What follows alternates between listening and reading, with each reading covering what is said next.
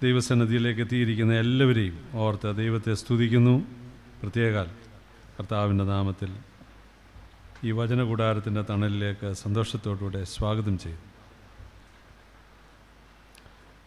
നമ്മുടെ ഭദ്രാസനത്തിൽ ഒട്ടും കുറവല്ലാത്ത വിധത്തിൽ ശുശ്രൂഷ ചെയ്യുന്ന ഇടങ്ങളിലൊന്നാണല്ലോ തരംഗം മിഷൻ ആക്ഷൻ സെൻറ്ററിൻ്റെ പ്രവർത്തനങ്ങൾ. കഴിഞ്ഞ ദിവസം കാവലിൽ 100 മാസം പൂർത്തീകരിച്ച് 100ാമത്തെ പ്രാർത്ഥനയായി. ഓരോ മാസവും നമ്മളെപ്പോലെ അവർ അവിടെയും പ്രാർത്ഥനകൾ ക്രമപ്പെടുത്തും. 100 മാസം 100ാമത്തെ പ്രാർത്ഥനയായി. ഏതാണ്ട് 8.5 വർഷം, ഏതാണ്ടൊരു 800ഓളം ആളുകളാണ് ആ സെൻറ്ററിലെ വൈദികരോട് ചേർന്ന് ഒരുമിച്ച് കൂടി. അഭിനന്ദ തിരുമേനിയും ഞങ്ങളെല്ലാവരും ആ പ്രാർത്ഥനയിൽ സംബന്ധിപ്പാനായിട്ട് ഭാഗ്യം ലഭിച്ചു. നമ്മളും അങ്ങനെ കഴിഞ്ഞ കാലങ്ങളിൽ ഈ ഭദ്രാസനത്തിൻ്റെ മധ്യഭാഗത്തോടടുത്ത് നിൽക്കുന്ന സ്ഥലമെന്ന വിധത്തിൽ മാസം തോറും കൂടുകയും പ്രാർത്ഥിക്കുകയും ചെയ്യും. എന്തിനാണ് ഇങ്ങനെയുള്ള കൂടിവരവ് എന്ന് ചോദിച്ചാൽ ദേശത്തിൻ്റെ സൗഖ്യത്തിന് വേണ്ടിയാണ്. ഒരു കൊച്ചു മഴ പെയ്തപ്പോൾ തന്നെ ഇവിടെയൊക്കെ പല ആളുകളും ഓടിയെത്തി. പാർത്തുകൊണ്ടിരുന്ന മഴയ്ക്ക്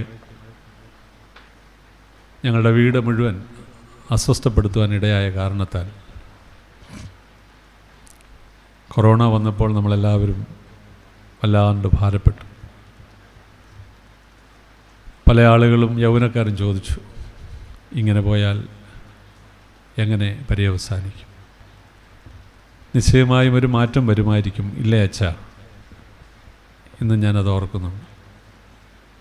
വാക്സിനൊക്കെ പെട്ടെന്ന് കിട്ടിയിരുന്നെങ്കിൽ പെട്ടെന്ന് ഒരു പഴയ കാലം കിട്ടിയനേയും. ഇല്ലേ അച്ഛാ? ദൈവം നമ്മളിന്ന് വായിച്ച സങ്കീർത്തനത്തിലെ പോലെ വിശ്വസ്തനാകയാൽ എല്ലാറ്റിനും മാറ്റം വരുത്തി, എല്ലാറ്റിനും ഒരു തഞ്ചം വരുത്തി, എല്ലാറ്റിനും ഒരു നല്ല കാലത്തെ തിരിച്ചു കൊണ്ടുവരുവാൻ ദൈവത്തിന് മാത്രമേ കഴിയൂ എന്ന് തിരുത്തി. അതുകൊണ്ട് ഭാരപ്പെട്ട ആളുകളും വിഷമിച്ചവരും വിഷമിക്കാത്തവരെല്ലാവരും വീണ്ടും ഈ ലോകത്തിൽ യാത്ര ചെയ്യുകയാണ്. എന്നാൽ അനർത്ഥങ്ങൾ വരാതെ ഇരുപ്പാൻ സമസൃഷ്ടങ്ങൾ ദേശമെല്ലാം സമാധാനത്താലെയും സന്തോഷത്താലെയും അംഗങ്ങളോടൊപ്പം തന്നെ അനുഗ്രഹകരമായി നിലകൊള്ളുവാൻ കർത്താവിനോട് ചേർന്ന് വചനം പഠിക്കുകയും ദൈവം ആഗ്രഹിക്കുന്ന ജീവിതക്രമങ്ങളെ ചിട്ടപ്പെടുത്തുകയും ചെയ്യുന്ന പ്രാർത്ഥനകളും കൂടിവരവുകളും ഉണ്ട്. നിങ്ങളെല്ലാവരെയും ഓർക്കുന്നു. ഈ സ്ഥാപനങ്ങളെല്ലാം ഓർക്കണം, ഭദ്രാസനത്തെ എല്ലാം ഓർത്ത് പ്രാർത്ഥിക്കണം. തിരുമേനിമാരെയും പ്രത്യേകിച്ച് നമ്മളുടെ ഭദ്രാസന എപ്പിസ്കോപ്പ തിരുമേനി, വൈദികർ, സുവിശേഷകർ, ഒരുപാട് ആളുകളുടെ പേരുകൾ നമ്മൾ പറഞ്ഞു. കർത്താവിൻ്റെ വേല ചെയ്യുന്നവർ തന്നെ പല വിധത്തിൽ രോഗങ്ങളിലും ക്ഷീണങ്ങളിലുമാണ്. എത്രയോ ദൈവജനം പേര് പറയപ്പെടാത്തവരായിട്ടുണ്ട്. എല്ലാവരെയും ഓർത്ത് പ്രാർത്ഥിക്കാൻ കഴിയണം. അപ്പോഴാണ് നമ്മുടെ ഒരായുസിൻ്റെ ധന്യത അനുഗ്രഹകരമായി നിലകൊള്ളുവാൻ ഇടയാകും. ഇനിയും ഓരോ മാസം കഴിയും തോറും ആളുകൾ കൂടും. ഒരുമിച്ചിരുന്ന് പ്രാർത്ഥിക്കുമ്പോൾ കൂടുതൽ വ്യത്യാസപ്പെടുത്തി പ്രാർത്ഥനകൾ ചിട്ടപ്പെടുത്തുമ്പോൾ ഇവിടുന്ന് പുറകിലേക്ക് നിശ്ചയമായും ദൈവം കസേരകൾ നിരത്തി ധാരാളം ആളുകൾ വരുവാനായിട്ടിടയാകും. നമ്മളുടെ കണ്ണടയുന്നതിന് മുൻപ് ഒരാളിനെയെങ്കിലും കർത്താവിനെ പരിചയപ്പെടുത്തുവാനിടയായാൽ അതാണ് സ്വർഗം അംഗീകരിക്കുന്നത്. നമ്മൾ മാത്രം സമാധാനം അനുഭവിക്കുന്നവരും സന്തോഷം അനുഭവിക്കുന്നവരുമായി തീരുവാൻ മാത്രമല്ല, എല്ലാവരും ദൈവകൃപ അനുഭവിപ്പാനിടയാകണം. ഒരാളിനെയെങ്കിലും. അതുകൊണ്ടാണ് 5 താലന്ത് ലഭിച്ചവൻ 10, 2 ലഭിച്ചവൻ 4, 1 ലഭിച്ചവൻ അവനത് മൂടി കുഴിച്ചിട്ടു.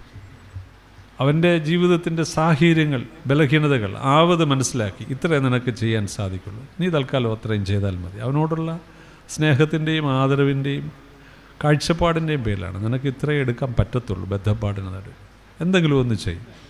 അതുപോലും ചെയ്യാതെ നിഷ്ക്രിയരായി മടിയനായിരുന്നാൽ നമുക്ക് ദൈവരാജ്യം എങ്ങനെ അവകാശമാക്കാൻ സാധിക്കും? ഒരാളിനെയെങ്കിലും കർത്താവിനെ പരിചയപ്പെടുത്താൻ കഴിഞ്ഞാൽ നമ്മുടെ വാഹനത്തിൽ നീ ഇങ്ങോട്ട് വരിക, ഒരു പ്രാണനെ നേടുന്നതാണ് ദൈവം തമ്പുരാൻ ഏറ്റവും വലിയ ശുശ്രൂഷ. അങ്ങനെ നമ്മുടെ കുഞ്ഞുങ്ങളും തലമുറകളും എല്ലാം അനുഗ്രഹിക്കപ്പെടും. അനുകൂലമല്ലാത്ത സാഹചര്യങ്ങൾ ലോകത്തിലുണ്ട്, എന്നാൽ അതിജീവനത്തിൻ്റെ ശക്തി നൽകുന്നതാണ് ദൈവം. ഈ തിരിച്ചറിവോടുകൂടെ നമുക്ക് യാത്ര ചെയ്യാം. നമ്മുടെ സിബി കൊച്ചമ്മ നമുക്ക് ഗാനങ്ങൾക്കൊക്കെ ആരോഗ്യപരമായി താളം നൽകുന്നു. ടൈറ്റസ് അച്ഛൻ ബിഷപ്പ് സെക്രട്ടറിയായിട്ട് പ്രവർത്തിക്കുന്നു. കൊച്ചമ്മ നമ്മളോടുകൂടെ ആയതിലുള്ള സന്തോഷം അറിയിക്കുന്നു. നിങ്ങളെല്ലാവരെയും പ്രത്യേകാൽ ഓർക്കുന്നു. ദൈവം അനുഗ്രഹിക്കട്ടെ എന്ന് പ്രാർത്ഥിക്കുന്നു. നമ്മളുടെ ഈ സ്ഥാപനയുടെ ചേർന്നുള്ളതാണ് രഞ്ജി അച്ഛൻ. ഇപ്പോൾ പാലിയേറ്റീവ് കെയർ യൂണിറ്റിന് ചുമതലയുണ്ട്, രഞ്ജി വർഗീസ് അച്ഛൻ. അവിടെ ധാരാളം ആളുകൾ അഭയം തേടിക്കൊണ്ടേയിരിക്കുകയാണ്.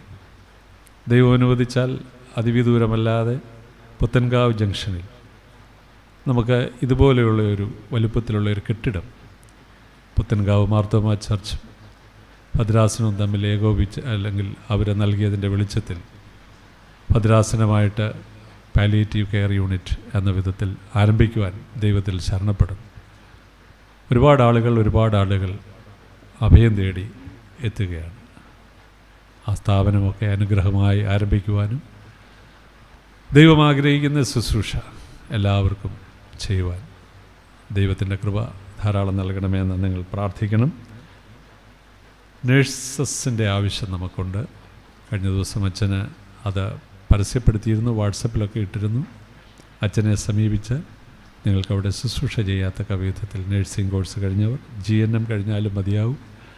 അച്ഛൻ അതിൻ്റെ വിശദമായ കാര്യങ്ങൾ പറഞ്ഞ് അതിനുള്ള വഴികൾ ഒരുക്കും. നിങ്ങളെ തരുണത്തിൽ രഞ്ജി വർഗീസ് അച്ഛനെ സമീപിക്കണം എന്ന് സ്നേഹത്തോടെ ഓർപ്പിക്കുന്നു. കർത്താവ് നിങ്ങളെല്ലാവരെയും അനുഗ്രഹിക്കട്ടെ.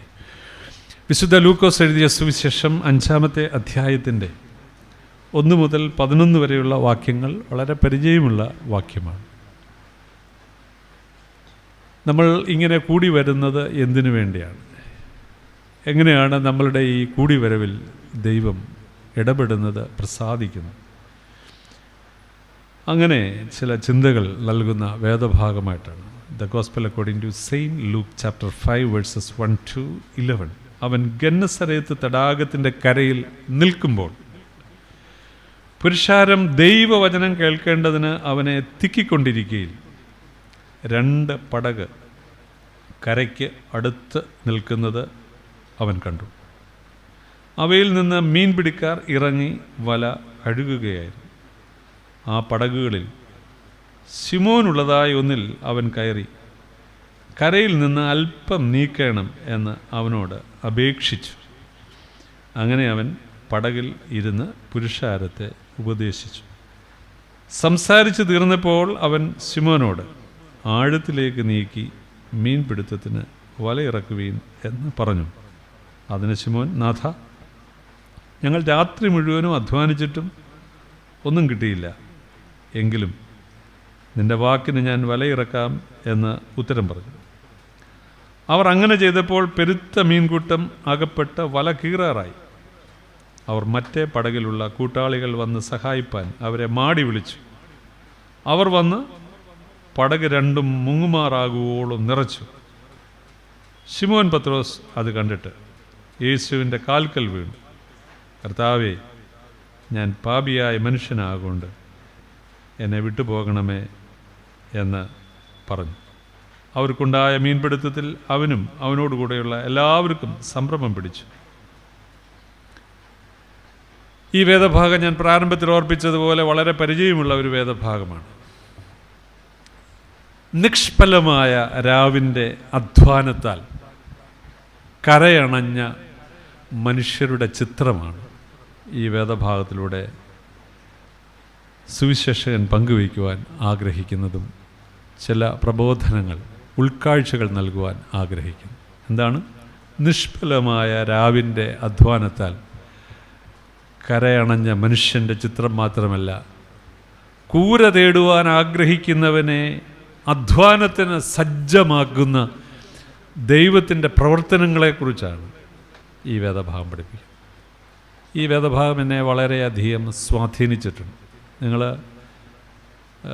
ദൈവവചനം കേൾക്കാനുള്ള താല്പര്യത്തോടെയാണ് ഇത്രയും ആളുകൾ ഇവിടെ വന്നിരിക്കുന്നത്. അതുകൊണ്ട് ഒരിക്കലും വചന കേൾവി നഷ്ടമാക്കി കളയരുത്. ശ്രദ്ധയോടുകൂടെ ഇരിക്കും.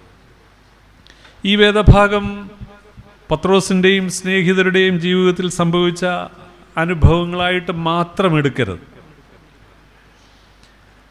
കേൾക്കുന്ന നമ്മിൽ ഉണ്ടാകുന്ന അല്ലെങ്കിൽ ഉണ്ടാകേണ്ട അനുഭവങ്ങളായി മാറ്റുവാൻ കഴിയണമെന്നുള്ളതാണ്.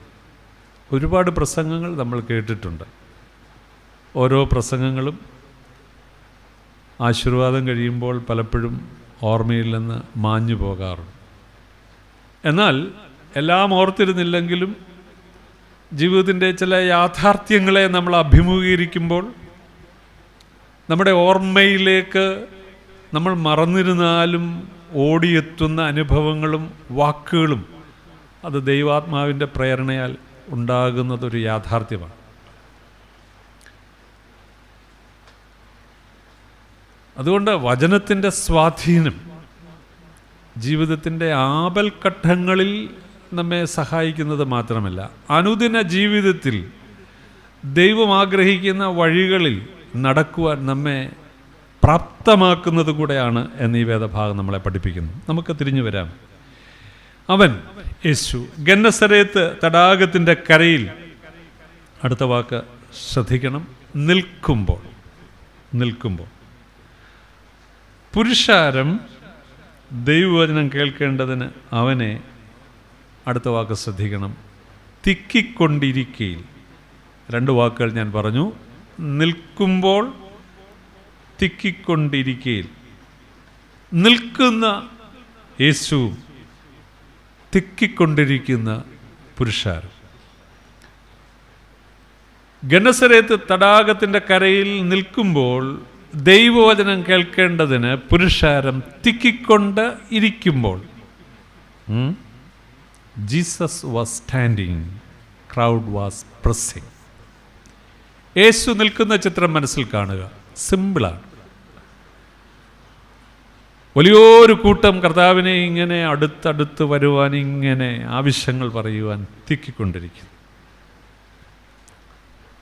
നമ്മൾ വളരെ ശാന്തമായി ചിന്തിച്ചാൽ ദൈവവചനം കേൾക്കുവാൻ ആഗ്രഹിക്കുന്ന ഒരു സമൂഹത്തിൻ്റെ ചിത്രമാണ്, ഒരു വലിയ കൂട്ടത്തിൻ്റെ ചിത്രമാണ്, കൊതിയോടെ വരുന്ന ഒരു കൂട്ടത്തിൻ്റെ ചിത്രം. ഇതൊരു പോസിറ്റീവ് സൈഡാണ്. കർത്താവിനോട് ചേർന്ന് ജീവിക്കുവാൻ ആഗ്രഹിക്കുന്ന ധാരാളം ആളുകൾ ലോകത്തിലുണ്ട്. കർത്താവിനോട് ചേർന്ന് യാത്ര ചെയ്യുവാൻ ആഗ്രഹിക്കുന്ന ധാരാളം മനുഷ്യർ ലോകത്തിലുണ്ട്. അവരൊക്കെ തമ്പുരാനോട് ചേർന്ന് ജീവിക്കുന്നതിലൂടെയും യാത്ര ചെയ്യുവാൻ ആഗ്രഹിച്ച് സമർപ്പിക്കുന്നതിലൂടെയും ഇങ്ങനെയുള്ള കൂട്ടായ്മകളിലൊക്കെ ലഭിക്കുന്ന ഉപദേശങ്ങൾ സശ്രദ്ധം സ്വീകരിക്കുന്നതിലൂടെയും തിരുത്തലുകൾ വരുത്തുവാൻ ദൈവസന്നിധിയിൽ തുറന്നു വയ്ക്കുന്നതിലൂടെയൊക്കെയാണ് താളം തെറ്റിപ്പോകാതെ നമ്മളെല്ലാം ഓരോ ദിവസവും അനുഗ്രഹത്തോടെ യാത്ര ചെയ്യുന്നത്. എന്നാൽ ഒരു വലിയ സത്യം ഈ വേദഭാഗം നമ്മളെ പഠിപ്പിക്കുന്നുണ്ട്. ഈ തിക്കിക്കൊണ്ടിരിക്കുന്നു എന്നൊക്കെയുള്ള പദം നമ്മൾ നല്ല രീതിയിൽ വ്യാഖ്യാനിക്കുമ്പോൾ ഒരു വലിയ സത്യം നമ്മളെ പഠിപ്പിക്കുന്നുണ്ട്. ആ സത്യം പ്രാരംഭമായി നമ്മൾ ഒരിക്കലും മനസ്സിൽ നിന്ന് മായ്ക്കരുത്. തിരുവചനത്തിൻ്റെ അടിസ്ഥാനത്തിലാണ് ജീവിതം നിലകൊള്ളേണ്ടത് എന്ന് ഈ വേദഭാഗം നമ്മളെ അടിവരയിട്ട് ഓർമ്മിപ്പിക്കാനായിട്ട് ശ്രമിക്കുകയാണ്. തിരുവചനത്തിൻ്റെ അടിസ്ഥാനത്തിൽ മാത്രമേ ഇളകി മറിയുന്ന ജീവിത സാഹചര്യങ്ങളിലും വറ്റി വരണ്ടു പോകുന്ന സാഹചര്യങ്ങളിലും ഒരു ഉയർത്തെഴുന്നേൽപ്പുണ്ടാകുകയുള്ളൂ, അതിജീവനത്തിൻ്റെ ശക്തി ലഭിക്കുകയുള്ളൂ എന്നൊരു വലിയ സന്ദേശം ഈ വേദഭാഗം നമ്മളെ പഠിപ്പിക്കുന്നുണ്ട്. Life should be based on the word of God. അതാണ് ഈ വേദഭാഗം നമ്മളെ പഠിപ്പിക്കുവാൻ ആഗ്രഹിക്കുന്ന വലിയൊരു ചിന്ത. Life should be based on the word of God. ദൈവവചനത്തിൻ്റെ അടിസ്ഥാനത്തിലാണ് ഒരു ജീവിതം അനുഗ്രഹകരമായി നിലകൊള്ളുന്നത് എന്ന് ഈ വേദഭാഗത്തിലൂടെ നമുക്കൊരു സന്ദേശം നൽകുന്നു. ഈ പുരുഷാരത്തോട് യേശുവിന് സംസാരിക്കാനുള്ളത് എവിടെ നിന്ന്? തിക്കിക്കൊണ്ടിരിക്കുമ്പോൾ യേശു ഒരു കാഴ്ച കാണുന്നു. ശിമോൻ്റെ പടക്. അവൻ അതിൽ നിന്ന് കരകയറി നിൽക്കുകയാണ്. കൂര തേടാൻ ആഗ്രഹിക്കുകയാണ്. അപ്പോൾ ഒരു രാത്രിയിലെ അധ്വാനമാണെന്ന് താഴോട്ടുള്ള വേദഭാഗം നമ്മൾ വായിക്കുമ്പോൾ വായിച്ചെടുക്കാവുന്നതേ ഉള്ളൂ. നാഥ, രാത്രി മുഴുവൻ അധ്വാനിച്ചു, ഒന്നും കിട്ടിയില്ല എന്ന് പറയുന്ന ഒരു വേദഭാഗം. 5-ാമത്തെ വാക്യം, നാഥ, ഞങ്ങൾ രാത്രി മുഴുവനും അധ്വാനിച്ചു, ഒന്നും കിട്ടിയില്ല. അപ്പോൾ ഒരു പ്രഭാതത്തിൽ സംഭവിക്കുന്ന ഒരു സംഭവം. അപ്പോൾ തലേ രാത്രി തന്നെ കർത്താവിൻ്റെ ആ ദിവസത്തെ ശുശ്രൂഷാ സ്ഥലമൊക്കെ ആഗ്രഹിച്ച് കൊതിയോടെ, അതാ ഞാൻ പറഞ്ഞത്, കൊതിയോടെ. എന്നാൽ അവിടെ നിന്ന് കർത്താവ് ചില കാര്യങ്ങൾ പഠിപ്പിക്കുന്നു. ആരിലൂടെ പഠിപ്പിക്കുന്നു? ഒരു രാത്രി മുഴുവൻ അധ്വാനിച്ചിട്ടും ഒന്നും ലഭിക്കാതെ കൂര തേടുവാൻ ആഗ്രഹിക്കുന്ന ശിമോൻ്റെയും സ്നേഹിതരുടെയും ജീവിത അനുഭവങ്ങളിലൂടെയാണ് ദൈവജനത്തോട് യേശുവിന് സംസാരിക്കാനുള്ളത്. അതുകൊണ്ട് പോകാൻ വരട്ടെ, നീ കൂര തേടാൻ പോവുകയാണ്, നേരം പുലർന്നല്ലോ, രാത്രിയിലൊന്നും കിട്ടിയില്ല, ഒഴിഞ്ഞ പൂണിയുമായി വലയുമായി കഴുകി വൃത്തിയാക്കി നീ മടങ്ങുവാൻ ആഗ്രഹം, വെയിറ്റ്, പോകാൻ വരട്ടെ. കൂര തേടുവാൻ ആഗ്രഹിക്കുന്നവനെ വീണ്ടും അധ്വാനത്തിന് പ്രാപ്തനാക്കുന്നതിന് മുൻപ്, അവൻ അർഹിക്കപ്പെട്ടത് അവന് നൽകുന്നതിന് മുമ്പ് ചില പാഠങ്ങൾ അവനിലൂടെ അവനിലും ദേശത്തോടും കർത്താവിന് സംസാരിക്കാനായിട്ട്. നമ്മുടെ ജീവിതത്തിൻ്റെ അനുഭവങ്ങൾ അനുകൂലമോ പ്രതികൂലമോ ആയിരുന്നാലും അതിലൂടെയൊക്കെ ദൈവത്തിന് നമ്മളോട് സംസാരിക്കാനുണ്ട് എന്ന് പറഞ്ഞാണ് ഈ വേദഭാഗം പര്യവസാനിക്കാനായിട്ട് ആഗ്രഹിക്കുന്നത്. ഈ പുരുഷാരത്തോടെ യേശുവിന് സംസാരിക്കാനുള്ളത്, ഇപ്പോൾ ഒഴിഞ്ഞ പടക് അവിടെ ആക്കിയ ശേഷം ഒഴിഞ്ഞ പൂണിയുമായി വലയുമായി മടങ്ങുവാൻ ആഗ്രഹിക്കുന്ന ശിമോനിലൂടെ. ഞാൻ ഈ അടുത്ത സമയത്ത് വിദ്യാസമ്പന്നരായ ആളുകൾ സന്ധിച്ച ഒരു കൂട്ടായ്മയിൽ എന്നെ ദൈവവചനം പ്രസംഗിക്കാനായിട്ട് കൊണ്ടുപോയി. വളരെ തിരക്കുള്ള സന്ദർഭമാണെങ്കിലും അവരുടെ താല്പര്യപ്രകാരം ഞാൻ അവിടെയൊക്കെ പോയി. ഏതാണ്ടൊരു 100ഓളം അടുത്ത ആളുകളുണ്ട് എന്നാണ് എൻ്റെ ചിന്ത. ഗാന ശുശ്രൂഷയൊക്കെ കഴിഞ്ഞ് ഞാനിതുപോലെ ശാന്തമായി പ്രസംഗിക്കാൻ എഴുന്നേറ്റു. ദൈവവചനം ശാന്തമായി അങ്ങോട്ട് പങ്കുവയ്ക്കാൻ തുടങ്ങി. വേദഭാഗം പറഞ്ഞപ്പോൾ ഒരു 7-8 പേര് അവിടെ നിന്ന്, ആ കൂട്ടത്തിൽ നിന്ന് പുറത്തേക്ക് പോവുകയാണ്. ഞാൻ വിചാരിച്ചു ചുമതലക്കാരെന്ന നിലയിൽ ഇതിന് ശേഷമുള്ള റിഫ്രഷ്മെൻറ്റൊക്കെ ക്രമപ്പെടുത്താൻ പോയതായിരിക്കും. അവരുടനെ വരും. ഇതിൻ്റെ ഒരു പകുതിയൊക്കെ ആകുമ്പോൾ അവർക്ക് ദൂതൊക്കെ കിട്ടും. അങ്ങനെ വളരെ ശാന്തമായി ആരംഭിക്കുമ്പോൾ നമ്മളുടെ ദൃഷ്ടിയിൽ തന്നെ അവരുണ്ട്. അവരൊരു 7-8 പേരിങ്ങനെ കയ്യൊക്കെ കെട്ടി മറ്റൊരു ലോകം സൃഷ്ടിക്കുകയാണ്. ചില വാക്കുകൾ, സംസാരങ്ങൾ, ആശയങ്ങൾ, ലോകപരമായ കാര്യങ്ങളൊക്കെ പറഞ്ഞ്. ഞാനൊരു 35 മിനിറ്റായപ്പോൾ എനിക്ക് മനസ്സിലായി ഇവർ മടങ്ങി വരുന്ന ലക്ഷണമില്ല. അവരവിടെ തന്നെ നിൽക്കുകയാണ്. ഒന്നും ക്രമപ്പെടുത്താൻ പോയതല്ല. ഒരു 40 മിനിറ്റ് കഴിഞ്ഞപ്പോൾ ഞാൻ പറഞ്ഞു, ഞാൻ എൻ്റെ വാക്കുകളെ അവസാനിപ്പിക്കാനായിട്ട് ആഗ്രഹിക്കുകയാണ് എന്നൊക്കെ പറഞ്ഞ് വരുമ്പോൾ അവരിങ്ങനെ പതുക്കെ അകത്തേക്ക് വരാൻ കോളറൊക്കെ പിടിച്ചിട്ട് ഒരുങ്ങുന്നു. അവസാനിപ്പിച്ച് കഴിഞ്ഞപ്പോൾ അവരെല്ലാവരും എവിടെയാണോ ഇരുന്നത് അവിടെ വന്ന് ഇരുന്നു. ആർക്കു വേണ്ടിയാണ് വിളിച്ചേ? എന്തിനു വേണ്ടിയാണ് വിളിച്ചേ? സംഘടനകളുടെ പ്രതിനിധികളായിരിക്കുമ്പോൾ ആരാണ് ശുദ്ധീകരിക്കപ്പെടേണ്ടത്? എന്തൊന്നിനാലാണ് നമ്മളുടെ ജീവിതത്തിന് ഭേദം വരേണ്ടത്? നമ്മൾ ഉദ്ദേശിച്ച ഉദ്ദേശ്യത്തിൻ്റെ പൂർണ്ണത എവിടെയാണ് ഉണ്ടാകേണ്ടത്? ഒരു അല്പം ഭാരമുള്ളത് കൊണ്ട് ഷെയർ ചെയ്തത്. കർത്താവിന് ആരിലൂടെയാണ് സംസാരിക്കാനായിട്ടുള്ളത്? എന്താണ് അവരോട് സംസാരിക്കാനായിട്ടുള്ളത്? തിക്കിത്തിരക്കുന്നുണ്ട്, ഒരുപാട് കാര്യങ്ങൾ ക്രമപ്പെടുത്തുന്നുണ്ട്. ജീവിതത്തിൻ്റെ പലവിധ അനുഭവങ്ങളുടെ മധ്യത്തിൽ ഒഴിഞ്ഞോടാൻ ശ്രമിക്കുന്നവരുണ്ട്. കർത്താവ് പറഞ്ഞു, ശാന്തമാകുക, എല്ലാറ്റിനും പരിഹാരമുണ്ടാക്കാം, പോകാൻ വരട്ടെ, നിൽക്ക്.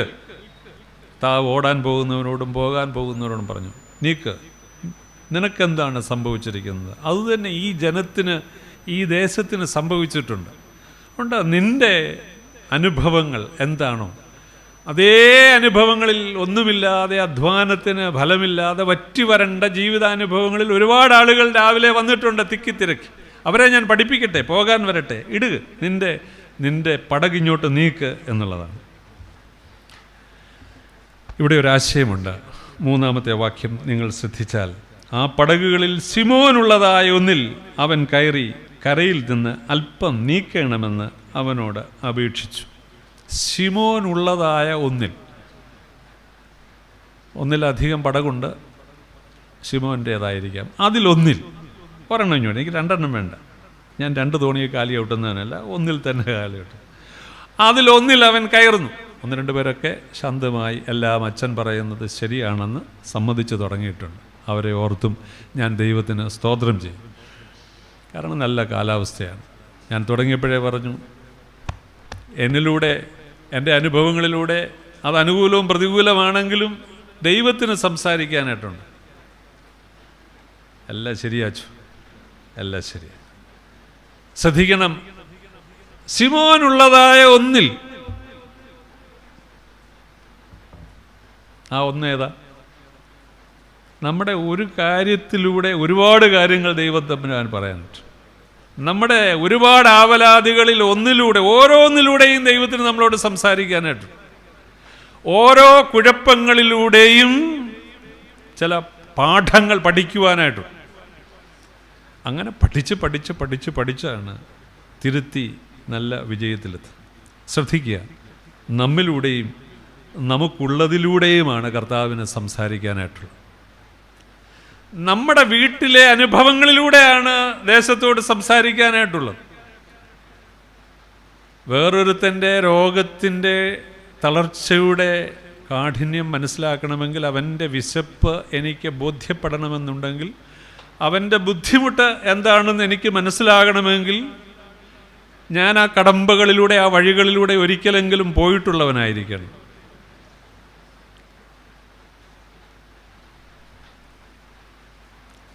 എന്തിനാണ് എൻ്റെ സങ്കടങ്ങൾ? വേറൊരാളിൻ്റെ സങ്കടം ഇന്നതാണെന്ന് തിരിച്ചറിയാനായിട്ട്. എന്തിനാണ് എൻ്റെ ബുദ്ധിമുട്ടുകൾ? വേറൊരാളിൻ്റെ ബുദ്ധിമുട്ട് ഇന്നതാണെന്ന് എന്നെ ബോധ്യപ്പെടുത്താനായിട്ട്. അതുകൊണ്ട് നിൻ്റെ സങ്കടം പീറ്റർ എനിക്കറിയാം, ശിമോനെ എനിക്കറിയാം, വെയിറ്റ്, നീ പോവുകയാണ്. കാരണം പോകുന്ന വഴിക്ക് നാട്ടുകാർ ചോദിക്കും, എന്തെങ്കിലുമൊക്കെ കിട്ടിയോ? തലകുനിക്കേണ്ട അനുഭവങ്ങളൊക്കെ ഉണ്ടാവും, ഒന്നും കിട്ടിയില്ല. എത്രയോ തലകുനിക്കേണ്ട അനുഭവങ്ങൾ നമുക്കുണ്ടായിട്ടുണ്ട്, ഇല്ലേ? നിങ്ങൾ എന്നോട് ക്ഷമിക്കണം. എത്രയോ നാണം കെടേണ്ട അനുഭവങ്ങൾ നമ്മുടെ ജീവിതത്തിൽ ഉണ്ടായിട്ടുണ്ട്. പക്ഷെ തമ്പുരാൻ്റെ മുൻപാകെ വളരെ സാവധാനതയിൽ, നിശബ്ദമായി, ആര് തലയെ കുനിച്ചിട്ടുണ്ടോ വളരെ ശാന്തമായി ദൈവം അവരെ കൈപിടിച്ചുയർത്തിയിട്ടുണ്ട്.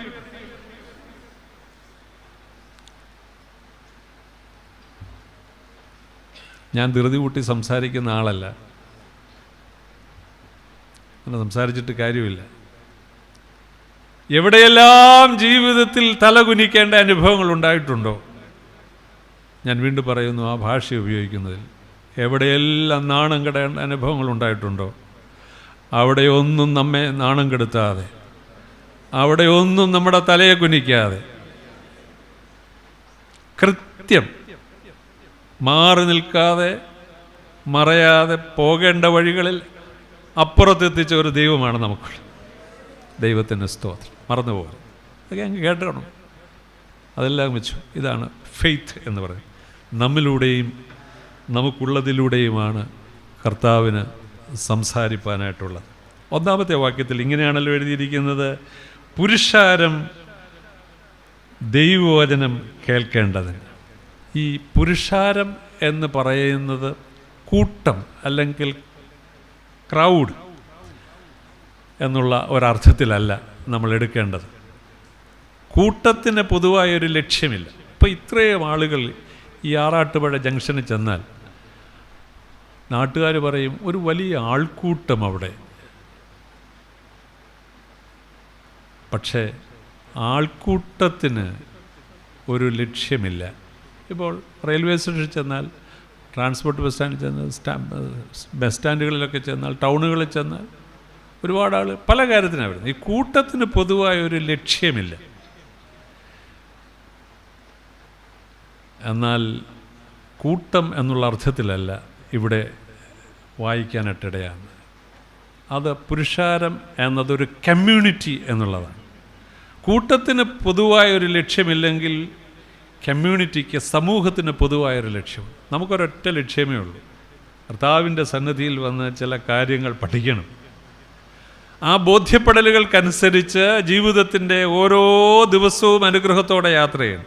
ഇതൊരു കൂട്ടം എന്നതിനേക്കാൾ ഉപരി ലോകം കൂട്ടമെന്ന് പറഞ്ഞിരുന്നാലും നമ്മളൊരു കമ്മ്യൂണിറ്റി ആയിത്തീരുക. Crowd change to community. അതുകൊണ്ടൊരു കൂട്ടമായി തീരുക എന്നുള്ളതല്ല, കൂട്ടത്തേക്കാൾ ഉപരി ഒരു കമ്മ്യൂണിറ്റി ആയിത്തീരുക. അതാണ്. ഒരല്പം ഗ്യാപ്പ് ചോദിക്കുകയാണ്.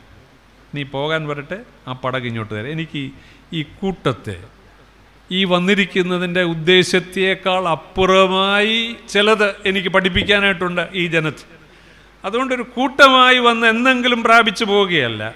ദൈവം ആഗ്രഹിക്കുന്നത് എന്താണോ അത് സാധ്യമായി തീരണം എന്നുള്ളതാണ് കർത്താവ് പഠിപ്പിക്കാനായിട്ട് ആഗ്രഹിക്കുന്നത്.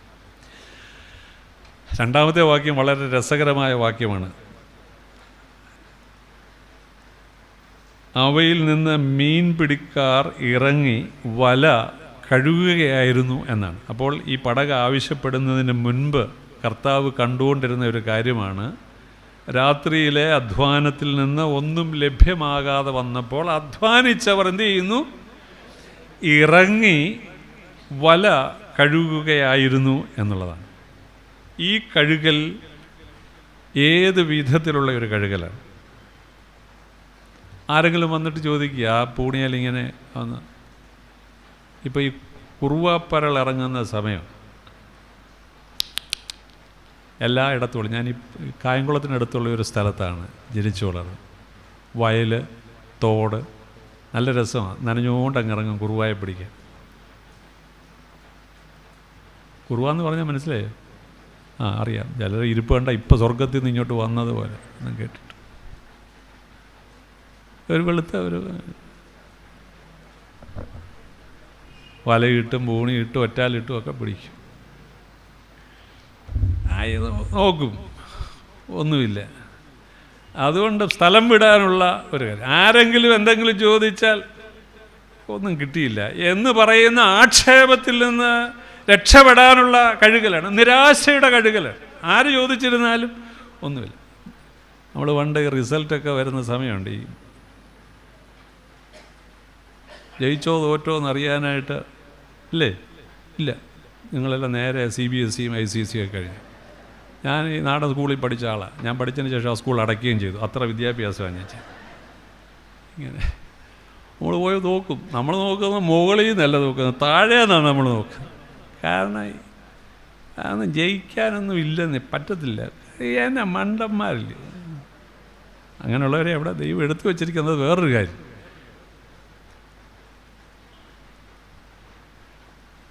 നിരാശ. എന്നാലും ആ നിരാശ മാറ്റാൻ ഒരു വഴി ദൈവം കണ്ടെത്തിയിട്ടുണ്ട്. അതിനൊരു അല്പം സാവകാശപ്പെടരുത്, തിരക്ക് പിടിക്കരുത്, ധൃതി കൂട്ടരുത്. അതുകൊണ്ട് ഈ ഇറങ്ങുന്നതും ഈ കഴുകുന്നതും ഒന്നുകൂടെ, ഈ വലയിൽ എന്തോ കുഴപ്പമുണ്ട്, അഴുക്ക് പറ്റിയിരിക്കുന്നത് കൊണ്ട്, അതുകൊണ്ട് അഴുക്കങ്ങ് മാറ്റിയതിന് ശേഷം ഒന്നുകൂടെ നമുക്ക് ആരംഭിക്കാം. മീനിന് സന്തോഷമാകട്ടെ. ആ കഴുകലല്ല. ഈ കഴുകൽ എന്തിനാണെന്ന് ചോദിച്ചാൽ ഇവിടെ പര്യവസാനിപ്പിക്കുകയാണ്. ഇനിയും നോ ഹോപ്പ്, ഒരാശയ്ക്കും വകയില്ല. കാരണം 1 അല്ല 9 അല്ല 1000 പ്രാവശ്യം നെടുകയും കുറുകയും കിടന്ന് വീശി, കിട്ടിയില്ല. അതുകൊണ്ട് കഴുകി അവസാനിപ്പിക്കുകയാണ്. വെറും കൈയോടെയുള്ള ഒരു മടങ്ങിപ്പോക്കിന് വേണ്ടിയുള്ള കഴുകലാണ്. നമ്മളിന്നിവിടെ വന്നത് വെറും കൈയോടെ പോകാനാണോ അതോ എന്തെങ്കിലും കൊണ്ടുപോകാനാണോ? അപ്പോൾ അതാണ്, വെറും കൈയോടെ മടങ്ങിപ്പോകാതിരിക്കാൻ വേണ്ടി ഞാനൊരു കാര്യം നിങ്ങളോട് സ്നേഹത്തോടെ ചോദിക്കട്ടെ. ഞാനിന്ന് മനഃപൂർവ്വമായി പ്രസംഗിക്കാനായിട്ട് ഈ സമയമെടുത്തത് കാരണം കഴിഞ്ഞ മാസം വേറൊരു സ്നേഹിതനായിരുന്നു ഞാൻ വന്ന മാസം. ഈ മാസം ഞാൻ നിങ്ങളോട് സംസാരിച്ചില്ലെങ്കിൽ അതൊരു എന്തോ ഒരു കുഴപ്പം പോലെ എനിക്ക് തോന്നി. അതുകൊണ്ട് ഈ മാസം ഞാൻ സംസാരിക്കാമെന്ന് വിചാരിച്ചു. പ്രിയപ്പെട്ടവരെ, ഞാൻ ചോദിക്കട്ടെ, സ്നേഹത്തോട് ചോദിക്കട്ടെ, ഇന്ന് വെറും കൈയോട് ആരെങ്കിലും ഇവിടെ വന്നിട്ട് എന്തോ വെച്ചോ വെറും കൈ എന്നുള്ള ഉദ്ദേശിച്ച് ഇതില്ലാതെ ആരെങ്കിലും വന്നിട്ടുണ്ട്? കല്ലെടുത്ത് എറിയരുത്, ഞാൻ ഇവിടെ പാവപ്പെട്ടവനാണ് താമസം. വെറും കൈയായി ഞാൻ ചെല്ലുമോ രക്ഷകൻ മുൻപിൽ നിൽപ്പാ, ഒരു ദേഹി പോലുമില്ലാതെങ്ങനെ കടന്നു പോ.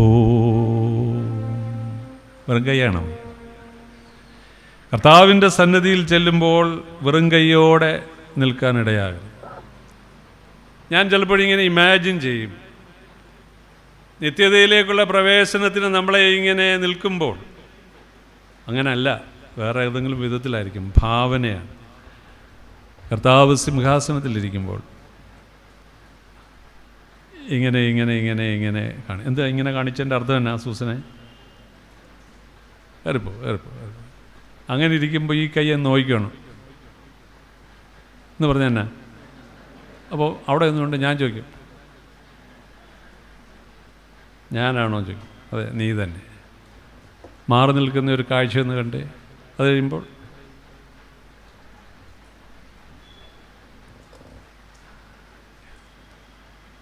ആരാ അങ്ങനെ മാറുന്നത്?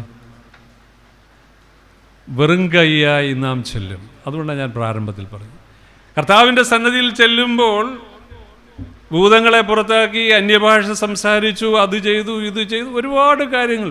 നോ, എൻ്റെ പിതാവിൻ്റെ ഇഷ്ടം വായിച്ച് അറിഞ്ഞ് ചെയ്യുവാൻ ശ്രമിച്ച് ഒരു പ്രാണനെയെങ്കിലും നിനക്ക് കരകയറ്റുവാൻ കഴിയാതെ വന്നാൽ, വെറും കൈയായി ഞാൻ ചെന്നാൽ എങ്ങനെ പ്രവേശിക്കും?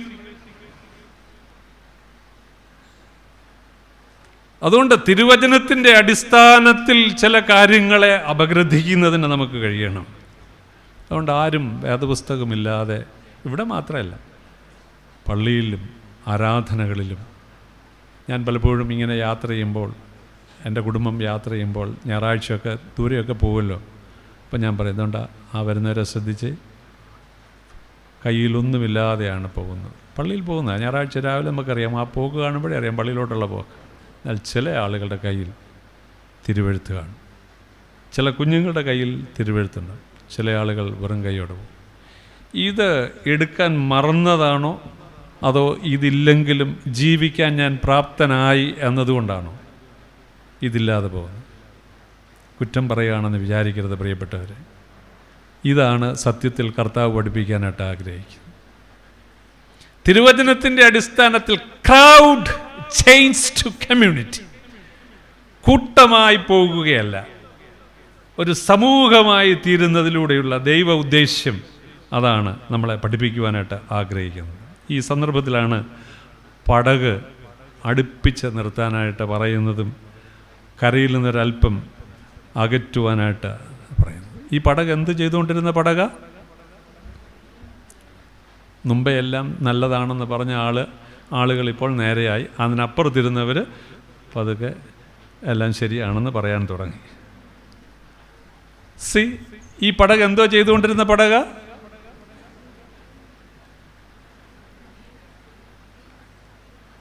ഇഷ്ടിക കൊണ്ടുപോയിക്കൊണ്ട് പറങ്ങാട്ടി കൊണ്ട്, കാഷ്യൂ ഡെവലപ്മെൻറ്റ് കോർപ്പറേഷൻ്റെ അല്ല, മീൻ പിടിച്ചുകൊണ്ടിരുന്നവർ. അപ്പോൾ അതിന് എന്താ ഒരു പ്രത്യേകത? ക്ലൂ തരാം, ചെറിയൊരു സ്മെല്ലുണ്ട് അല്ലേ? അങ്ങനെയാണോ? ഈ സ്മെല്ല് ഉള്ള പടകിലാണ് തമ്പുരാൻ എന്ത് ചെയ്യുന്നത്? എന്തിനു വേണ്ടിയാ? അവിടെ എല്ലാം കറങ്ങാനായിട്ട് പോകുന്നതല്ല. നിങ്ങളിവിടെ വെയിറ്റ് ചെയ്യും, ഞാൻ ഒന്ന് റൗണ്ട് അടിച്ചിട്ട് വരട്ടെ എന്ന് പറഞ്ഞില്ല. എന്തിനു വേണ്ടിയാ?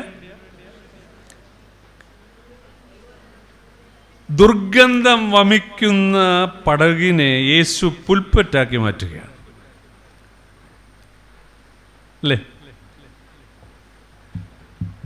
ദുർഗന്ധം, ഇത് പുൽപ്പറ്റാണ്. ദുർഗന്ധം വമിക്കുന്ന പടകിനെ യേശു എന്താക്കി മാറ്റുന്നു? പുൽപ്പറ്റ് ആക്കി മാറ്റും. ഈ ജീവിതം ദുർഗന്ധം വമിക്കുന്നതാണെങ്കിൽ ഇതിനെ പുൽപ്പറ്റാക്കി തീർക്കുവാനായിട്ടാണ് വചനം ഇവിടെ വന്നിരിക്കുന്നത്. എന്തിനാ? നിൻ്റെ ജീവിതത്തിൽ ഒരുപാട് കാര്യങ്ങൾ നിനക്ക് പറയാനായിട്ടുണ്ട്. ഓരോ കാര്യങ്ങളും നീ എടുത്തു വെക്കുമ്പോൾ അതിലെ ഓരോ കാര്യങ്ങളിലൂടെ എനിക്കും നിന്നോട് പറയാനായിട്ടുണ്ട്. എന്തുകൊണ്ടാണ് ഈ രാത്രിയിലെ അധ്വാനം മുഴുവൻ നിഷ്ഫലമായി പോയത് എന്നുള്ളതാണ്. കർത്താവ് പടക് ചോദിക്കുന്നു, അവൻ ധൃതി കൂട്ടിയില്ല, അവൻ പടകൊരുക്കി കൊടുത്തു, കർത്താവ് അതിൽ കയറി സംസാരിച്ചു, ഇല്ലേ? സംസാരിച്ച് തീർന്നപ്പോൾ, 4-ാം വാക്യം അങ്ങനെയാണ് എഴുതിയിരിക്കുന്നത്, നിങ്ങൾ ശ്രദ്ധിച്ചു. അതിനായി വേദപുസ്തകം കയ്യിലുണ്ടായിരിക്കണമെന്ന് പറയുന്നത്. സംസാരിച്ച് തീർന്നപ്പോൾ, എന്ത് സംസാരിച്ച് തീർന്നപ്പോൾ? ആ ദേശത്തോടെ എന്താണ് കർത്താവിന് സംസാരിക്കാനായിട്ടുണ്ടായിരുന്നത്, അത് സംസാരിച്ച് തീർന്നപ്പോൾ. ആരിലൂടെ സംസാരിച്ചു? എൻ്റെ ചിന്ത, ജീവിതത്തിൽ വെറും കൈയോടെ ആരും ഈ ലോകത്തിൽ നിലകൊള്ളാൻ പാടില്ല. കർത്താവിൻ്റെ സന്നിധിയിൽ വരുന്നവരെല്ലാം വിലപ്പെട്ടവരാണ്. അവരുടെ ജീവിതത്തിൽ ഉള്ളതെല്ലാം വിലപ്പെട്ടവർ, ഒന്നും നഷ്ടമായി പോവുകയില്ല. ദൈവം നമുക്ക് നൽകിയിരിക്കുന്ന എണ്ണമറ്റ നന്മകൾ, സാധ്യതകൾ, അതെല്ലാം വളരെ വിലപ്പെട്ട സാധ്യതകളാണ്. 4-ാം വാക്യത്തിൽ എന്താ എഴുതിയിരുന്നത്?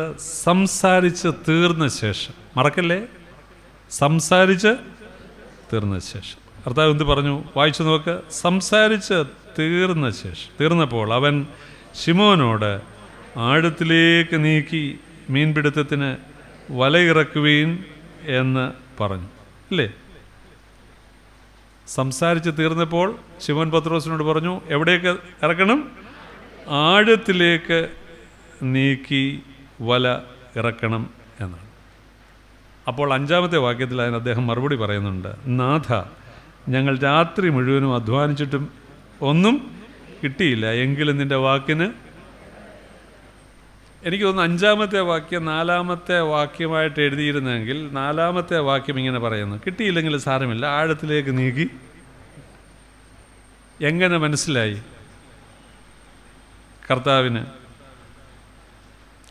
അത് മനസ്സിലാക്കാൻ എന്നാ പ്രയാസം വെച്ചാൽ, കണ്ടാൽ അറിയത്തില്ല, അവനെ നിപ്പ് കണ്ടാൽ അറിയത്തില്ല അവൻ എൻ്റെ കയ്യിൽ എന്നാ സാധ്യത. ആരും ഒന്നും പറയണ്ട, ഒരു കാര്യവും നമ്മൾ കുത്തും കോമയും ഇട്ട് പറയണ്ട. അതുകൊണ്ടാണ് ഈ പീറ്റർ പിന്നീട് പറഞ്ഞുകൊണ്ട്, കർത്താവേ നീ സകലവും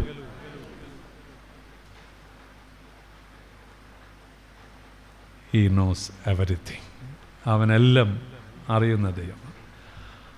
അകത്തളങ്ങളിൽ ചിന്തിക്കുന്ന വിഷയങ്ങളല്ല, ചിന്തിച്ചുകൊണ്ടിരിക്കുന്ന വിഷയങ്ങളല്ല, ചിന്തിക്കാൻ പോകുന്നതും പറയാൻ പോകുന്നതും എന്താണെന്നും അവൻ ചിന്തിച്ച് മനസ്സിലാക്കുന്ന ദൈവം.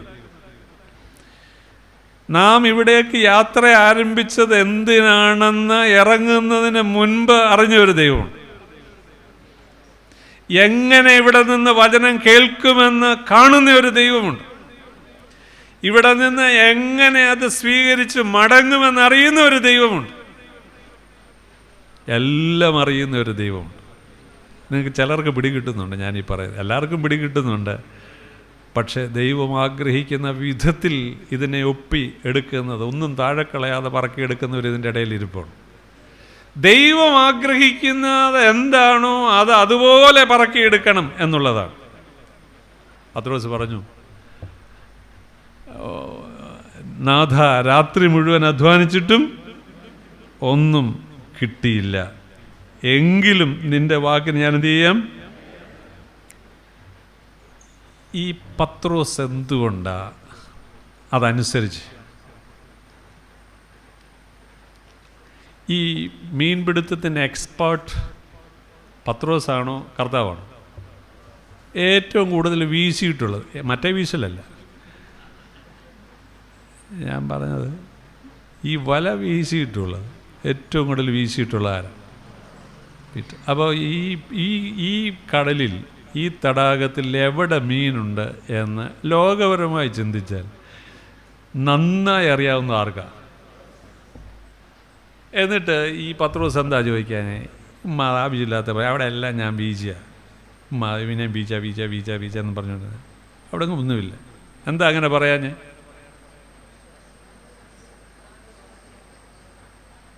നിനക്കെന്നെ അറിയാൻ കർത്താവേ, ഈ തടാകത്തിലെ മീനിനെ കുറിച്ച് നിനക്കെന്നെ അറിയാം, എനിക്കറിയാവുന്നതിൻ്റെ പകുതി നിനക്കറിയാവും, നിനക്കറിയാവും, എന്നാ നീ പറയുന്നത് എന്ന് പത്രോസ് ചോദിക്കാൻ ഞാൻ എന്താ? ഇതെന്നെ അച്ഛനാ ചോദ്യം ചോദിച്ചുകൊണ്ടിരിക്കുക. ഇത് തന്നെയാണ് കർത്താവ് ചെയ്തത്. എന്തുകൊണ്ടാണ് ഈ മനുഷ്യൻ ചോദിക്കാഞ്ഞത്?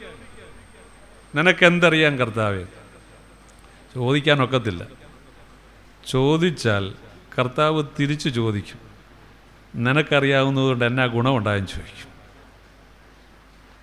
ശിമോൻ ചോദിക്കുകയാണ്, നിനക്ക് മീൻപിടുത്തത്തെക്കുറിച്ച് എന്തറിയാൻ കർത്താവേ എന്ന് ചോദിച്ചാൽ തിരിച്ചു ചോദിക്കും, നിനക്ക് ഒരുപാട് കാര്യങ്ങൾ അറിയാം, അറിയാവുന്നത് കൊണ്ട് വല്ല ഗുണമുണ്ടായോ? നമുക്കറിയാവുന്നതൊന്നും ചിലപ്പോൾ പ്രയോജനപ്പെടത്തില്ല. വിദ്യാഭ്യാസം ചിലപ്പോൾ പ്രയോജനപ്പെടാതെ വരും. എഴുതി തന്നവർ ഭാരത്തോട് എഴുതി തന്നതാണ്. വിദ്യാഭ്യാസം ഉണ്ടായിട്ടും തുറന്നിട്ടില്ല വാതിൽ. തുറക്കണമെങ്കിൽ സ്വർഗത്തിലെ ദൈവം പ്രവർത്തിക്കും. വീടിൻ്റെ മുൻപിൽ കാറ് കിടപ്പുണ്ട്. ഞാനൊരു ക്രിസ്മസിന് ഒരു പള്ളിയിൽ പാട്ടുപാടി സ്നേഹിതരോട് ചെന്നപ്പോൾ ക്രിസ്മസ് ഫാദറിനെ കണ്ട് വരുണ്ട് 1.5 വയസ്സ് പ്രായമുള്ളൊരു കൊച്ച് സൈഡ് കെട്ടാത്ത കാർപോർച്ചിൻ്റെ മുകളിൽ നിന്ന് താഴേക്ക് വീണു. റോഡ് നിരപ്പായിരുന്നു അവരുടെ വീട്ടിലോട്ടുള്ള, പക്ഷേ അടിയിൽ ആണ് അവരുടെ കിച്ചണും ബാക്കിയുള്ള കാര്യങ്ങൾ. ഭൂമിയുടെ കിടപ്പങ്ങനെ. ഈ 1.5 വയസ്സുകാരി ഏതാണ്ടൊരു 8.5 അടി 9 അടി താഴോട്ട് വീണാൽ അങ്ങനെ കിടക്കും. ഞാൻ ആ കൊച്ചിനെ എടുത്തുകൊണ്ടൊരു ഓട്ടോ ഓടി ആശുപത്രിയിൽ. പോകുന്ന വഴിക്ക് ഒരു ആൻറ്റിയോട് പറഞ്ഞു വാഹനം എടുത്തുകൊണ്ട് വരാൻ പറഞ്ഞു. അങ്ങനെ പോയി. ഞങ്ങൾ പാടിയതുകൊണ്ട് കർത്താവേ, മരണം വരെ ഇത് ഓർമ്മയിൽ നിന്നാൽ വല്ലാത്ത സങ്കടമായി തീരുമല്ലോ കർത്താവ്. അവിടെ ചെന്ന് ഹോസ്പിറ്റലിൽ കയറി ഡോക്ടർമാർ ചെയ്യാവുന്ന എല്ലാ പരിശോധനകളും ചെയ്തു. രാത്രി 3 മണിയായപ്പോൾ, വെളുപ്പാങ്കാലമായപ്പോൾ ഡിസ്ചാർജ് ചെയ്തു. ഒരു കുഴപ്പവും കൊച്ചിനില്ല. എൻ്റെ വാട്സപ്പ് ഗ്രൂപ്പിൽ ആ കൊച്ച് നന്ദി പറഞ്ഞ് ഇട്ടത് ഞാനിപ്പോഴും മായ്ച്ചു കളഞ്ഞിട്ടില്ല. കൊച്ച് വലുതായി, മിടുക്കിയായി. വീട്ടിൽ വണ്ടിയുണ്ട്, പക്ഷേ ഡ്രൈവർ 7 കിലോമീറ്റർ ദൂരെയാണ്. വാഹനം വീട്ടിലുണ്ടെന്ന് പറഞ്ഞുകൊണ്ട് പ്രയോജനപ്പെടണമെന്നില്ല. പണം ബാങ്കിലുണ്ടെന്ന് പറഞ്ഞാൽ പ്രയോജനപ്പെടണമെന്നില്ല. വിദ്യാഭ്യാസവും സ്ഥാനവും അധികാരമുണ്ടെങ്കിൽ ചിലപ്പോൾ പ്രയോജനപ്പെടേണ്ട സമയത്ത് പ്രയോജനപ്പെടത്തില്ല. പടകൊണ്ടെന്ന് പറഞ്ഞതുകൊണ്ടും വീശാൻ അറിയാമെന്ന് പറഞ്ഞതുകൊണ്ടും മീൻ എവിടെയാണെന്നറിയാം, അതുകൊണ്ടൊന്നും പ്രയോജനപ്പെടത്തില്ല. ദൈവം പ്രവർത്തിച്ചെങ്കിൽ മാത്രമേ, ഇടപെട്ടെങ്കിൽ മാത്രമേ എന്തെങ്കിലും അനങ്ങുകയുള്ളൂ. അതിനാ ഇവിടെ വന്നിരിക്കും. ഞാനായാലും വേറൊരാളായാലും ദൈവം ഇടപെടാതെ നടക്കേണ്ട കാര്യങ്ങൾ നടക്കില്ല പ്രിയപ്പെട്ടവരെ. ചിലതൊക്കെ നടക്കുമായിരിക്കും, പക്ഷെ അതിൻ്റെ പൂർണ്ണ അർത്ഥത്തിലും അതിൻ്റെ ഒരു നല്ല പരിസമാപ്തിയിലും ഒരു കാര്യം എത്തണമെങ്കിൽ സ്വർഗത്തിലെ ദൈവം ഇടപെടണം. അതിന് ചില പാഠങ്ങൾ, പടകൊണ്ട്, അറിവുണ്ട്, അനുഭവസമ്പത്തുണ്ട്, പാഠവിശേഷിയുണ്ട്, എല്ലാം അറിയാം. പക്ഷെ ഒന്നുമില്ല. അധ്വാനം മുഴുവൻ എന്ത് ചെയ്യുന്നു? നിഷ്ഫലമാണ്.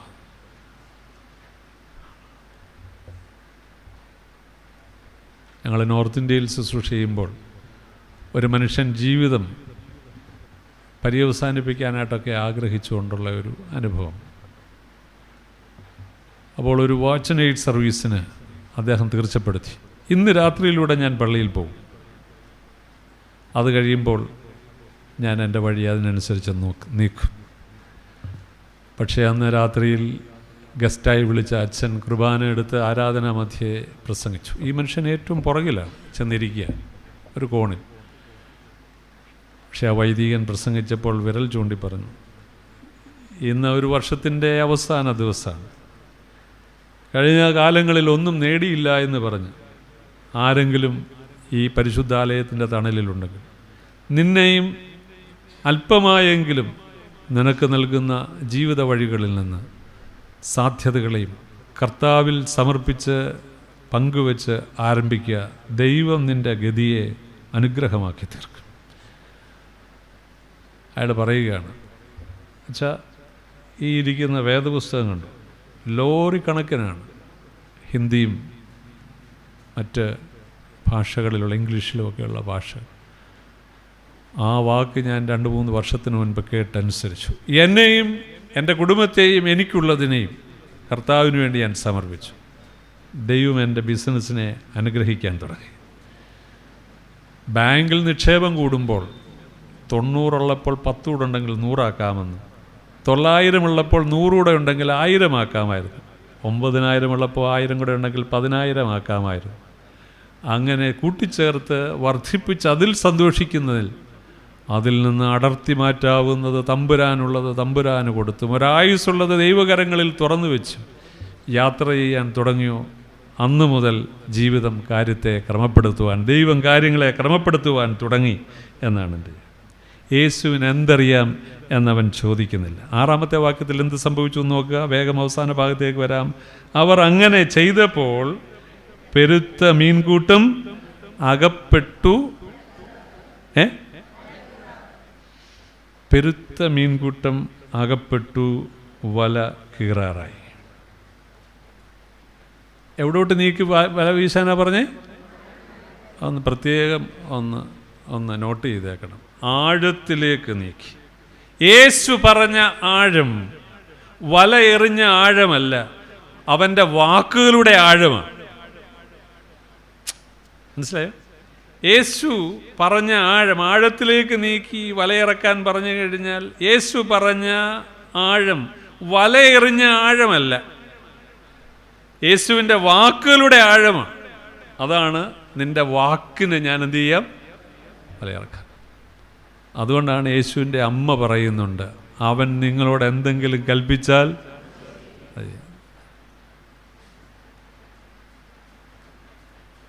അവൻ നിങ്ങളോട് കൽപ്പിച്ചാൽ എന്ത് ചെയ്യണം? അത് ചെയ്യണം.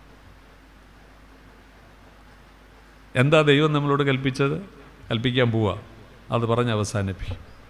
അത് മറക്കണം. ദൈവം നമ്മളോട് എന്ത് ഈ പന്തലിൽ, ഈ വചനകൂടാരത്തിൻ്റെ തണലിൽ നിന്ന് ആരായിക്കോട്ടെ, എന്ത് പ്രശ്നമായി, ആർക്കാ പ്രയാസമില്ലാത്ത, ആർക്കാ സങ്കടമില്ലാത്ത, ആർക്കാ സമ്മർദ്ദമില്ലാത്ത? എല്ലാവർക്കും പ്രശ്നമുണ്ട്, എല്ലാവർക്കും ബുദ്ധിമുട്ടുണ്ട്, ഒരുപാട് സങ്കടങ്ങളുണ്ട്, ഒരുപാട് വേദനകളുണ്ട്. എന്ന് വിചാരിച്ച് നമുക്ക് മരിക്കാനൊക്കും? ഇല്ല. പിന്നെ നമ്മളെ ജീവിപ്പിച്ച് ഈ ഭൂമിയിൽ ഒരായുസിൻ്റെ ധന്യത അനുഗ്രഹമാക്കി തീർക്കുന്നത് കർത്താവാണ് നമ്മളെ പഠിപ്പിക്കാനായിട്ട് പോവുകയാണ്. ആഴത്തിലേക്ക് നീക്കി വലയെറിയാൻ പറഞ്ഞു. യേശു പറഞ്ഞ വാക്കിൻ്റെ ആഴം അതുപോലെ ഏറ്റെടുത്ത് അവരനുസരിച്ചപ്പോൾ പെരുത്ത മീൻകൂട്ടം. എന്താ പെരുത്ത മീൻകൂട്ടം? അതിൻ്റെ വലിപ്പം നിമിത്തം വല കീറാറായി, അല്ലേ? അങ്ങനല്ലേ? ആ പെരുത്ത മീൻകൂട്ടത്തിൻ്റെ വലിപ്പം നിമിത്തം എന്ത് ചെയ്യുന്നു? വല കീറാറാണ്. ആ വലിപ്പം മീൻ്റെ വലിപ്പമല്ല, യേശുവിൻ്റെ വലിപ്പമാണ്. യേശു നമ്മളുടെ ജീവിതത്തിൽ ആരാണ്? പെട്ടെന്ന് നിർത്താം.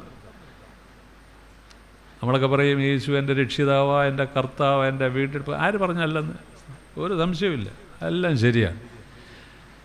എന്നാൽ what is your special opinion about Jesus Christ in your personal life? നമ്മളുടെ ജീവിതത്തിൻ്റെ വ്യക്തിപരമായ അനുഭവങ്ങളിൽ യേശു നമുക്കാരാണ്.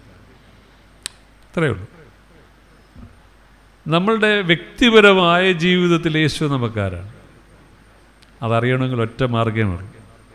ഈ ലോകത്തിൻ്റെ എല്ലാ കലവിലകളുടെ നടുവിൽ നിന്നും മനഃപൂർവമായി എനിക്കൊരു ബന്ധം ഈ പറഞ്ഞ ആളിനോട് വേണമെന്ന് മനഃപൂർവ്വം താല്പര്യപ്പെട്ടു അങ്ങനെ ഒരു മനസ്സ് ഒരുക്കിയെടുത്ത് വളരെ ശാന്തമായി കർത്താവിൻ്റെ സന്നിധിയിൽ എവിടെയെങ്കിലും ബഹളവും മേളവും ഇല്ലാത്തടത്ത് ഇരുന്ന് നോക്ക്.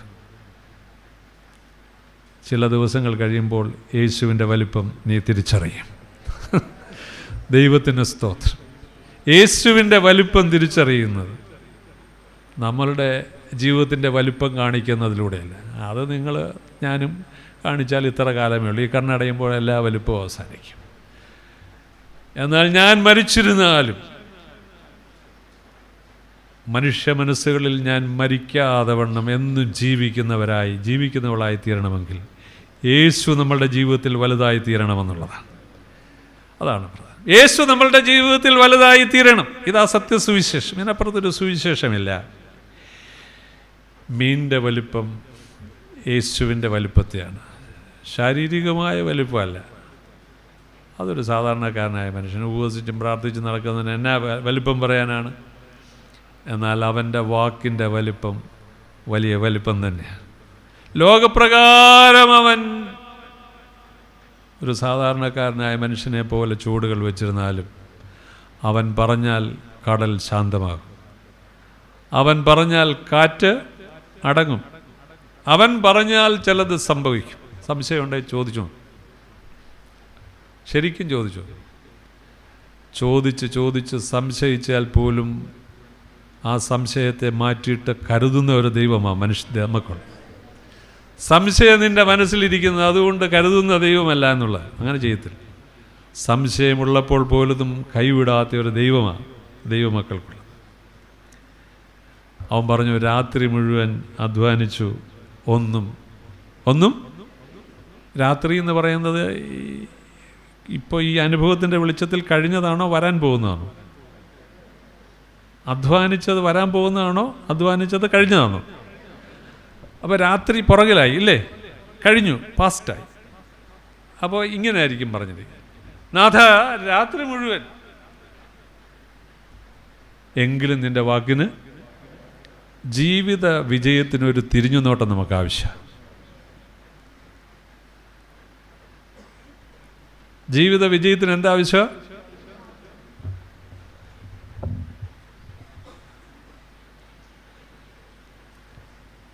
കർത്താവാണോ നമുക്ക് വലുത്, നാമാണോ നമുക്ക് വലുത്? മിക്കവാറും അതാ പറച്ചിൽ അവസാനിക്കരുത് പ്രിയപ്പെട്ടവരെ. അത് ജീവിതത്തിൻ്റെ യാഥാർത്ഥ്യമായി. കർത്താവിൻ്റെ ആവശ്യമാണോ പ്രധാനം, നമ്മുടെ ആവശ്യമാണോ? അതിനാരും മിണ്ടുന്നുമില്ല. എന്നാ ചോദ്യമായത്? 100 രൂപ തന്നിട്ട് എത്ര രൂപ നമ്മളോട് എടുത്തോളം പറഞ്ഞു?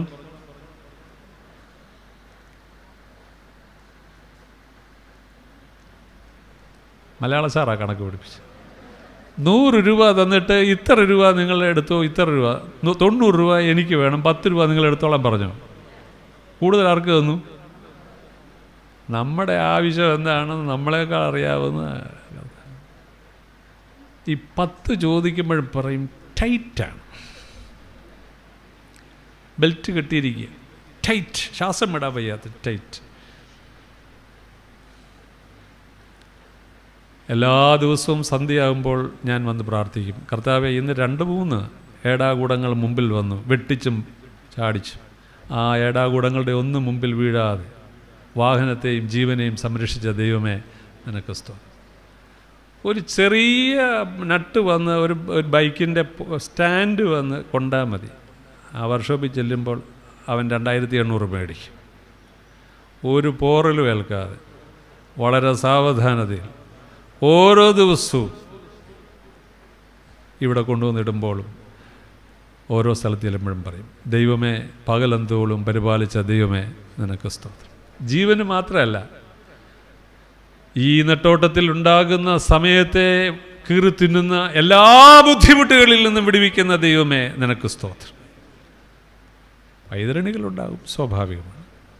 എന്നാൽ അവിടെയും നമ്മെ പരിപാലിക്കുന്ന ദൈവം. ജീവിത വിജയത്തിന് എന്താവശ്യം? ഒരു തിരിഞ്ഞുനോട്ടം ആവശ്യം. കഴിഞ്ഞ കാലങ്ങളിൽ ഇപ്പോൾ നമ്മൾ അനുഭവിക്കുന്ന സുഖങ്ങളിലൂടെ എത്ര പേര് പോയിട്ടുണ്ട്?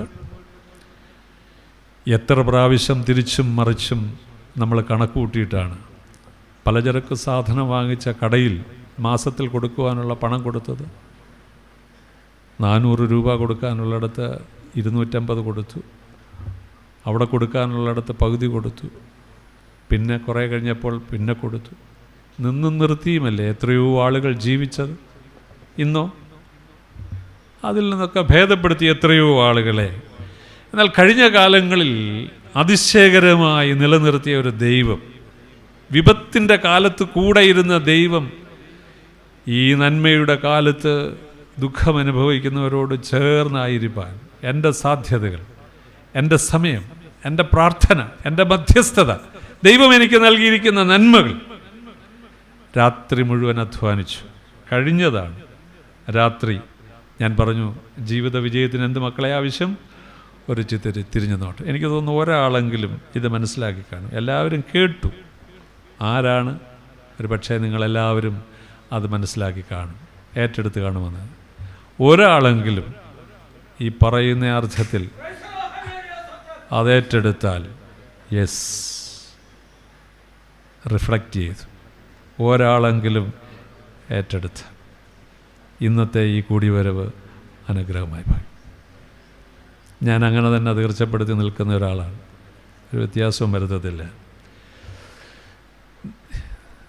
നിൻ്റെ കാൽച്ചുവട്ടിൽ സാധ്യതകളുണ്ട്. നീ കഴിഞ്ഞ രാത്രിയിൽ എറിഞ്ഞതാണ്, ഇടം വലം നോക്കാതെ എറിഞ്ഞതാണ്, പടകിൻ്റെ വലതുവശത്ത്. ദൈവം ചൂണ്ടുന്ന സ്ഥലമാണ് റൈറ്റ് സ്പേസ് എന്ന് പറയും. ദൈവം ചൂണ്ടുന്ന ഇടത്തേക്കാണ്. അത് കുടുംബജീവിതമാണെങ്കിലും ഔദ്യോഗിക ചുമതലകളാണെങ്കിലും പഠന മേഖലകളാണെങ്കിലും നിർത്താൻ പോവുകയാണ്. ആഴത്തിലേക്ക്, അവിടോട്ട് ദൈവം ചൂണ്ടുന്ന സ്ഥലത്തേക്ക് കണ്ണ് പതിക്കാൻ കഴിയും. ദൈവം ചൂണ്ടുന്ന സ്ഥലത്തേക്ക് ശ്രദ്ധ തിരിക്കാൻ കഴിയും. കാൽച്ചുവട്ടിലാണ് സാധ്യത. കാൽച്ചുവട്ടിൽ നീ നിലവീശ്. കാൽച്ചുവട്ടിൽ നമുക്കറിയത്തില്ല. നമ്മുടെ ഈ തൊട്ടടുത്തിരിക്കുക, നമ്മുടെ പള്ളിയിൽ അടുത്തിരിക്കുകയാണ്. അവൻ എന്തിനായിരുന്നു കരഞ്ഞെന്നുള്ളത് നമുക്കറിയത്തില്ല. നമ്മൾ അവരോട് ചോദിക്കത്തില്ല. പോകുന്ന വഴിക്ക് വേറൊരാളിനോട് ചോദിക്കും. അവിടെ ഇരുന്ന് എന്തോ വീർപ്പ് മുട്ടുന്നത് കണ്ട്. നിനക്കറിയാവോ പ്രശ്നം? അറിയില്ല. നാട്ടുകാരോട് ചോദിക്കുക അവളുടെ പ്രശ്നം എന്താ, അവൻ്റെ പ്രശ്നം. അടുത്തിരുന്ന് കരഞ്ഞത്. മോനെ ഒരു മിനിറ്റ് അവിടെ ഇരിക്കും, നീ ഭാരപ്പെടുന്നത് കണ്ട് ഞാൻ ശ്രദ്ധിച്ചു. ഞാനും വേറൊരു വിഷയത്തിൽ ഭാരപ്പെട്ടുകൊണ്ടിരിക്കുക. നമുക്ക് ഒരു മിനിറ്റ് കൂടെ ഒന്നിരിക്കാം എൻ്റെ കൂടെ. ഞാൻ രണ്ട് കാര്യങ്ങൾ നിന്നോട് പറയാം. ചായ എനിക്കെന്നാ വിഷയം. നമ്മൾ അങ്ങോട്ട് പറഞ്ഞാൽ അവൻ ഇങ്ങോട്ട് പറയും. ഒന്നും രണ്ടും പറയുകയല്ല. കാൽച്ചുവട്ടിൽ അസാധ്യം. ഒരു കാര്യം ചെയ്യാം, ഞാൻ ഇന്നടത്ത് പ്രാർത്ഥനയിൽ പോകുന്നു, നമുക്കൊരുമിച്ചോ. എൻ്റെ വണ്ടിയുണ്ട്, ഞാൻ കൊണ്ടുപോകാം. അവളെയും കൂടെ വിളിക്കും. കൊച്ചും വരുന്നുണ്ട്, 4 പേർ കൂടെ പോകാം. ആ ചായൻ എന്നെ കൊണ്ടുപോയി പരിചയപ്പെടുത്തിയത് കൊണ്ടും അന്ന് ലഭിച്ച വചനം കൊണ്ടും ഞാൻ തിരുത്താൻ ശ്രമിച്ചപ്പോൾ എൻ്റെ കുടുംബം അനുഗ്രഹിക്കപ്പെട്ടു.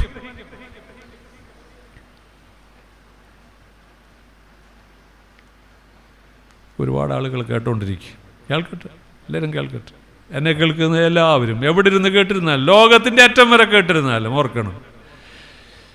ഒരാൾ ചോദിച്ചു, ലോകം അവസാനിക്കുന്നതെന്ന് എന്നാ ഉത്തരം പറയാം? യേശുവിന് പോലും അറിയത്തില്ല. ഞാൻ പറഞ്ഞു, എൻ്റെ കണ്ണടയുമ്പോൾ എൻ്റെ ലോകം അവസാനിച്ചു, നിൻ്റെ കണ്ണടയുമ്പോൾ നിൻ്റെ ലോകം അവസാനിച്ചു. എൻ്റെ ലോകം അവസാനിക്കുന്നതിന് മുമ്പ് ഞാൻ ദൈവം ആഗ്രഹിക്കുന്നത് ചെയ്തില്ലെങ്കിൽ എന്നാ പ്രയോജനം? 2 കാര്യങ്ങൾ പറഞ്ഞ് അവസാനിപ്പിക്കട്ടെ. 1, അവിവേകം മരിക്കണം. 2, സ്വയം ക്രൂശിക്കപ്പെടണം. എടുത്തിയാട്ടം പാടില്ല. രാത്രി മുഴുവൻ അതൊക്കെ കിടക്കട്ടെ. രാത്രി മുഴുവൻ അധ്വാനിച്ചെങ്കിൽ പ്രയോജനമൊന്നുമില്ല. എടുത്തിയാടി വർത്താൻ സാവകാശപ്പെടും. രാത്രി മുഴുവൻ പറഞ്ഞത് ആദ്യം അങ്ങോട്ട് കേൾക്കുക. ഇങ്ങോട്ട് പറഞ്ഞുകൊണ്ടിരിക്കാതെ ഒരുപാട് പറയാൻ കാണും. ഇത്ര നേരം പറഞ്ഞില്ലേ, കണ്ടില്ലേ, കേട്ടില്ലേ, മനസ്സിലാക്കിയില്ലേ, എനിക്ക് മനസ്സിലായില്ലേ, നിൻ്റെ പടക് ഞാൻ കണ്ടില്ലേ, പൂണി ഞാൻ കണ്ടില്ലേ, വല കണ്ടില്ലേ, കഴുകാൻ പോയ, കയറാൻ പോയ, എല്ലാം കണ്ടില്ലേ. ഇങ്ങോട്ട് ഒത്തിരി നേരം കൊണ്ട് പറയണ്ടേ, ഞാൻ പറയുന്നത് അങ്ങോട്ട് കേൾക്കും. നമ്മൾ അങ്ങോട്ട് പറഞ്ഞുകൊണ്ടിരിക്കും. കർത്താവ് പറയുന്നതൊന്നും കേൾക്കാൻ നമുക്ക് മനസ്സിലാവും. അവിവേകം അത് മരിക്കണം. ഇനിയില്ല, ഇനിയും കർത്താവ് പറയുന്നത് ഞാൻ കേൾക്കട്ടെ. കീറാറായി. എന്ത്?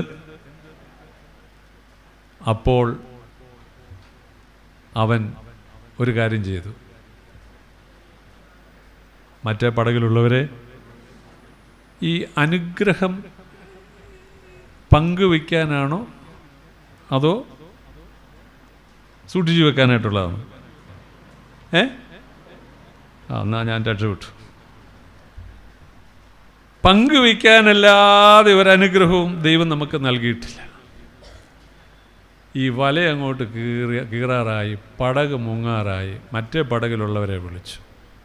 അവിടെ എഴുതിയിരിക്കുന്നു 8-ാമത്തെ വാക്യത്തിൽ, അവൻ കാൽക്കൽ വീണു എന്നാണ് എഴുതിയിരിക്കുന്നത്.